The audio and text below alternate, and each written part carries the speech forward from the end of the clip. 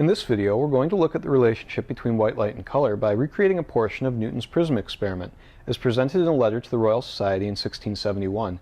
But first, a little bit of background.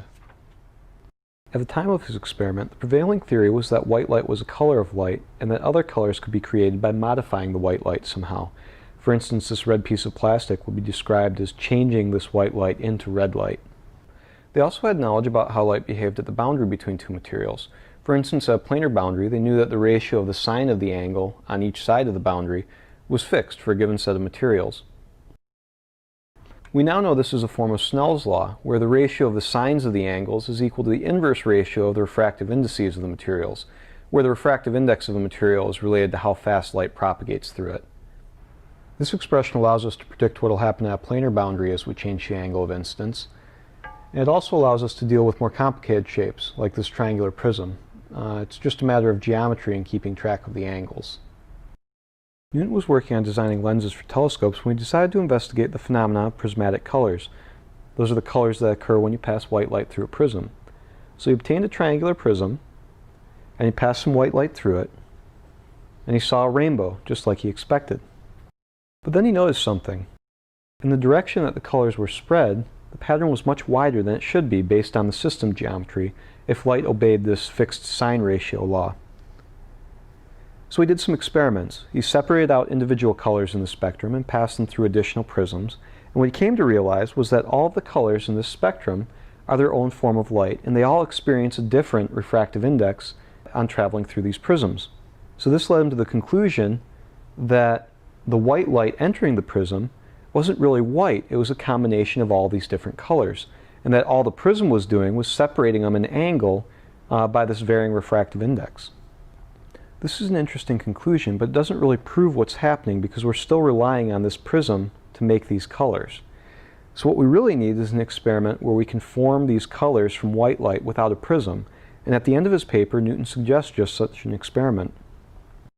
You start with the same system you had before, and then you place a lens in the system. We start with our screen close to the lens, and we see the same spectrum we saw before. Here is the light passing through the lens, and up above it we see the light that's sort of skipping the top of the lens. As we move our screen away, the colors begin to overlap until at one point we see a band of white light. As we continue to move the screen further away, we see the same spectrum that we started with, but with the colors now reversed.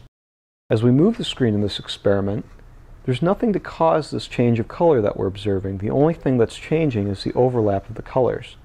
So we can conclude that when we perceive this white light, what we're really seeing is a whole bunch of colors added together.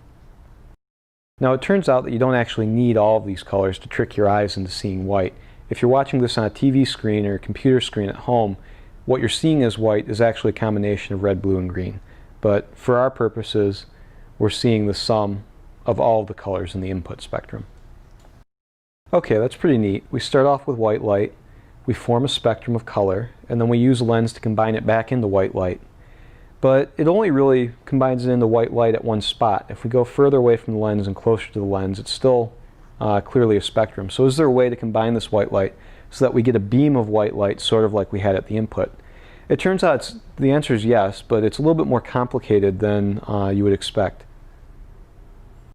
So a lot of books draw this system where we start with our original prism and we put a second one in, something like this. And to our eyes this looks like it's working, but it's not really. All that's really happening is the light hasn't had enough time to spread. So it looks like it's white, but if you had a very sensitive instrument you'd be able to tell that there's a change in color across this. And you can see it more clearly by eye if we place this prism further down. Over here, it's clear that there's a change in color across the width of the beam. If you really want to make a beam of white light from this colored spectrum, you can follow the method outlined in Newton's Optics. This comes from his last experiment in Book 1. You start with a prism that we had before.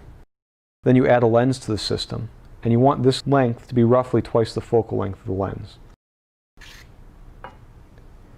At some distance away from the lens, we'll put another prism, and this distance again should be roughly twice the focal length. And we adjust the prism, and what we see is a reasonable approximation of white light.